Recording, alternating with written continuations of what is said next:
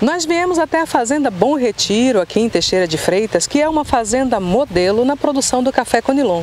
Ao meu lado está o Gustavo Sturme, que é agrônomo, mestre em produção vegetal, ganhador de prêmios como Melhor Café em 2019 e 2020 e também do certificado Que Robusta Grader. Dá até um trava-língua, né, Gustavo? Fala um pouquinho pra gente desse certificado. Bem, esse certificado é um curso, né? É um curso bem completo sobre classificação física e a parte de degustação, na qual a gente chama de cupping dos cafés, e justamente dos cafés robustas ou conilons, né? Que é assim que a gente chama os cafés que são produzidos aqui na nossa região do extremo sul, né? Café conilon ou café robusta.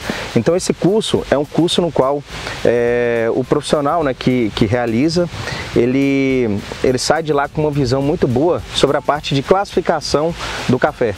Entender basicamente as diferenças que tem entre os cafés. O café, pode-se dizer que, para facilitar o entendimento de todos, é como nós, seres humanos, né?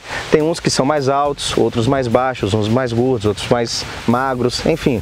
Para o café é do mesmo jeito.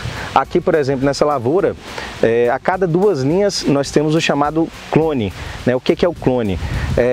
São cafés idênticos, de fora a fora na linha, aí uns serão mais produtivos, outros um pouco mais suscetíveis a uma praga, uma doença, uns vão dar uma qualidade de bebida melhor, e é assim que a gente procura, né, trabalhar. Assim facilita o nosso processo produtivo, a gente tem uma boa polinização também de todos os materiais genéticos assim, e para realizar todas as práticas agrícolas é bem mais fácil. Então vamos falar agora, a gente ouve muito, né, Gustavo, falar de 2 tipos básicos de café que são consumidos no Brasil, que é o arábica e o conilon. Qual é a diferença entre eles? A diferença básica vai principalmente no cultivo, né? Para começar a conversa. O cultivo do café arábica, ele é mais em regiões de altitude mais elevadas, né? De altitudes mais elevadas, acima de 600 metros acima do nível do mar. Já o café robusta ou conilon, ele é cultivado em regiões mais baixas, né? Essas regiões aqui do litoral são todas cultivadas com café conilon. E na parte de produção, né, de produtividade, o conilon, ele tem uma produtividade mais elevada do que o café arábica. É um café assim mais robusto, tá? E com relação a qualidade da bebida, o café conilon é aquele café mais encorpado, um café de baixo amargor, um café que tem atributos que tem chamado cada vez mais a atenção dos consumidores. Já o café arábica é um café excelente também, é um café que tem uma acidez, uma doçura bem elevada. Ambos cafés, desde que bem preparado na parte de pós-colheita, conferem uma qualidade de bebida muito boa. Quando você fala em robustez do café conilon, você está se referindo a ele tem uma resistência maior a pragas e doenças? Sim, isso aí. Tem uma resistência maior a algumas pragas e algumas doenças. É um café literalmente mais robusto, né? Principalmente para o nosso clima, para o nosso ambiente aqui no qual a gente produz o café.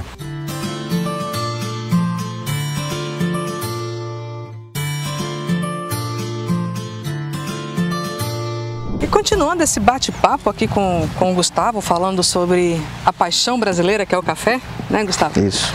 Você citou a questão da polinização. Como é que ela é feita? É induzida? É feita naturalmente? Como é que vocês trabalham essa questão? Ok. O conilon, né, o robusta, é uma planta de polinização cruzada.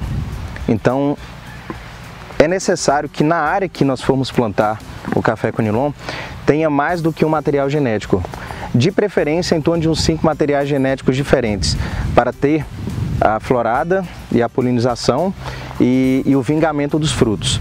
E essa polinização, no caso do café, ela é realizada através das abelhas ou do vento, tá? São as 2 maneiras que ocorrem a polinização do café. E as abelhas, vocês têm... Vocês criam as abelhas aqui? Vocês têm as colmeias? Como é isso? Sim. Aqui nós produzimos mel, né? Temos a produção, trabalhamos com apicultura, né? Aqui na propriedade, tem uma pessoa responsável por isso aqui. E além da produção do mel, ela traz outro ganho, né? Que é um ganho indireto, que é a parte de polinização. E tendo uma boa polinização do café, de outras culturas que a gente tem aqui também, a gente consequentemente tem uma produtividade maior. Então aí você já está trazendo para mim um panorama diferenciado, né? Um tema que a gente também gostaria de abordar com você, que aqui na Bom Retiro vocês são autossuficientes e autossustentáveis. Sim. Vocês produzem para o próprio consumo, têm as ferramentas para otimizar o trabalho de vocês. O que a gente procura fazer aqui é um trabalho sustentável, né? Através de boas práticas agrícolas, através de um bom uso de tecnologia. Aqui a gente tem outras práticas também, que depois a gente pode estar mostrando para vocês, que é interessante, né? Por exemplo, energia solar, que, enfim, traz uma série de vantagens para o processo produtivo. Né? Nós vimos quando entramos na propriedade as suas placas e tal. Isso. Qual é o reflexo disso dentro da propriedade? Tem um impacto muito positivo no custo de produção, né?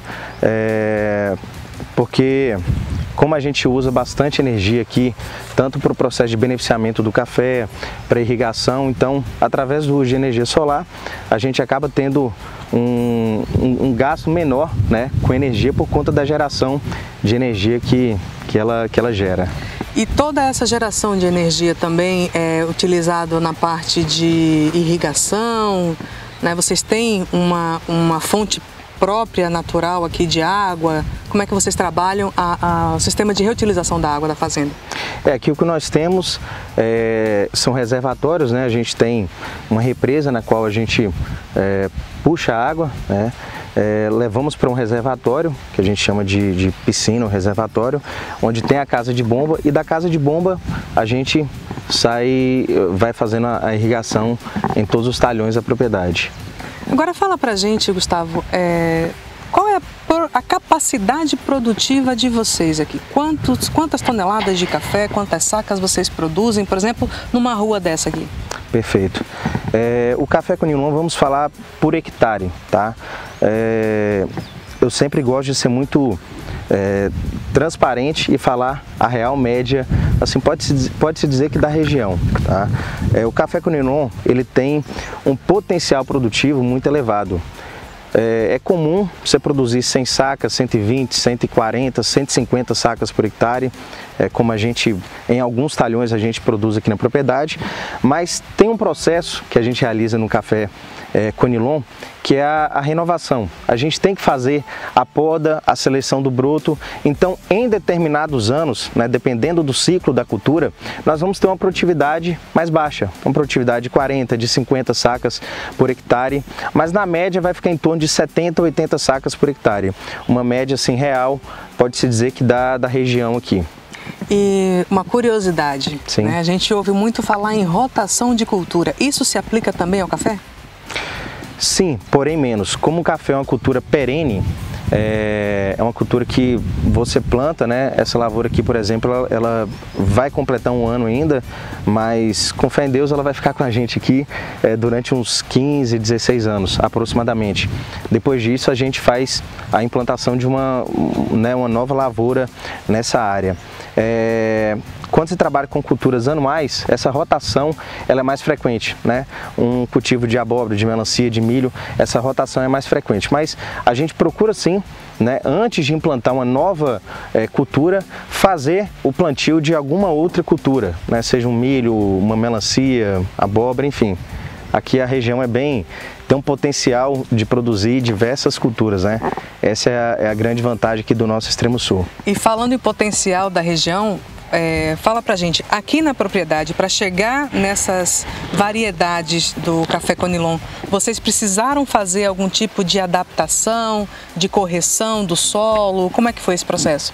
Boa pergunta. Com relação às variedades, todas as variedades que nós temos aqui, né, todos os clones ou variedades, eles são provenientes de órgãos de pesquisa, né, nos quais fizeram um trabalho de pesquisa para desenvolver as variedades, e a gente selecionou as variedades que desenvolvem melhor aqui para o nosso microclima, né, vamos dizer assim, onde a gente vai ter o máximo de potencial produtivo possível, e realizamos o plantio. Mas antes de realizar o plantio, também tem vários detalhes, né? Um bom preparo do solo, uma correção do solo também, que é fundamental, aplicação de matéria orgânica. Tudo isso vai dar uma resposta positiva, como vocês estão vendo aqui. Mas o que vocês fizeram aqui foi uma correção muito profunda ou foi só uns ajustezinhos básicos de frequência para poder dar certa produção? Foi intermediário, vamos dizer assim, porque a gente já vem trabalhando o solo, né? Então tudo isso contribui quando você vai implantar uma nova cultura naquela determinada área. Mas, sem dúvidas, toda a área precisa de alguma correção e aqui também não foi diferente. Agora, Gustavo, a gente viu o trator passando ali, fazendo uma pulverização, né? E conversamos rapidamente sobre a ferrugem do café. Vamos explicar para o nosso espectador qual é a diferença de uma praga para uma doença. A ferrugem, ela é uma praga ou ela é uma doença do café? A ferrugem é uma doença, tá? O café tem diversas pragas e diversas doenças que ocorrem no mesmo, tá? Como doença aí nós temos a ferrugem, temos a cercóspora. Falando em praga, nós temos a broca do café, a cochonilha da roseta, o ácaro vermelho, enfim, não é fácil para o produtor, tá? A gente tem que estar sempre atento, fazendo monitoramento e em alguns casos a gente faz o controle preventivo, tá? Para evitar que aquela doença ou praga chegue até a lavoura, e em outros casos a gente faz o monitoramento e detectando a presença da praga, por exemplo, a gente vai e faz o controle. Esse controle ele pode ser um controle químico, pode ser um controle biológico, né, que a gente utiliza vários manejos para fazer o controle das doenças ou das pragas. Tá? E aqui geralmente manejo cultural também. Vocês utilizam, perdão de cortar, tranquilo, mas aqui falando ainda sobre essa questão de controles de pragas, os pesticidas que vocês utilizam, eles são, vamos dizer assim, ecologicamente corretos? São registrados, tá? Todos os produtos que a gente utiliza, né, no caso fungicidas, inseticidas, quando há necessidade, eles são produtos registrados, tá? E sempre quando a gente faz uma pulverização, o que a gente procura fazer também é a aplicação de fertilizante foliar, né, com alguns macro ou micronutrientes que são fundamentais também para a planta. Então a gente otimiza mais a pulverização.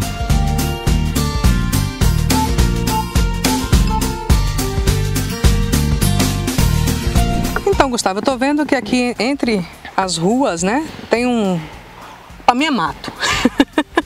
Então esclarece pra gente o que esse mato no meio do café tem a ver com a produtividade, em que isso ajuda, como é esse negócio aqui? E que tipo de é capim, é? É capim, é capim. Que tipo de capim é esse? O que acontece? Isso aqui a gente tem um costume de fazer aqui na propriedade, principalmente plantios mais novos, que é o plantio de gramíneas, né, seja de braquiária, seja de mombaça, maçã, enfim. Tem diversas variedades que a gente pode estar plantando aqui. E nesse caso aqui, o que acontece? A gente faz o plantio dessa gramínea no meio na entrelinha, né, no meio da entrelinha. E como vocês podem observar, e que é fundamental, a linha de plantio, ela tá limpa, tá? Vocês podem ver aqui que tá isento de mato, tá? Isso aqui é o que? Isso aqui é a camada, né, a parte aérea do capim, no qual a gente realizou o processo de roçagem, né, através do trator, e toda essa parte aérea do capim, ela se transformou em matéria orgânica, que foi depositada aqui justamente onde as raízes do café estão desenvolvendo. E esse processo é interessante porque, primeiro, que ele faz uma ciclagem de nutrientes. Todo esse capim aqui, as raízes dele, né, que estão aqui no meio dessa entrelinha, as raízes vão para camadas mais profundas, puxam alguns nutrientes que ficam nessa parte aérea aqui, e ao realizar a roçagem e depositar aqui na linha de plantio, vai ocorrer a decomposição dessa matéria orgânica, e tudo isso posteriormente vai virar nutriente para o café, que é o que a gente quer. Além de conservar mais a umidade do solo, enfim, a matéria orgânica traz uma série aí de vantagens para o cultivo do café. E aqui a gente pode ver também como que tem bastante raiz, tá? Aqui, se a gente observar, tem raiz aqui, ó, do café, que ele está aproveitando toda essa camada aqui que foi depositada para ele. Então, resumindo, é comida para o café. Muito bem, então vocês passam a máquina para colher e não retiram do local. Vocês deixam aqui para que haja o processo de decomposição natural. Isso. E essa decomposição é que vai alimentar o café até o momento da colheita e a próxima safra. Isso aí. Num ciclo repetitivo. Perfeito, isso aí. É isso, gente. Depois desse papo maravilhoso sobre o café Conilon, como plantar, como processar, como proteger a sua roça de café, chegamos ao fim, né? Gustavo, muito obrigada pela sua participação aqui no Abrolhos Rural. Bem, nós que agradecemos a oportunidade, estamos à disposição para esclarecer qualquer dúvida e a propriedade está de portas abertas. Agora eu convido para tomar um cafezinho. Vamos? Então vamos embora. Bora.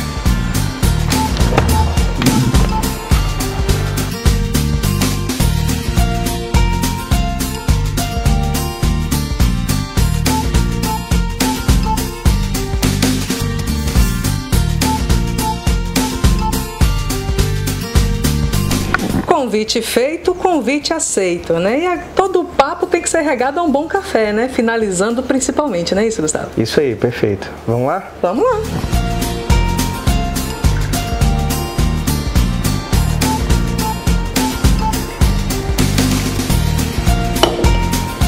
Um brinde.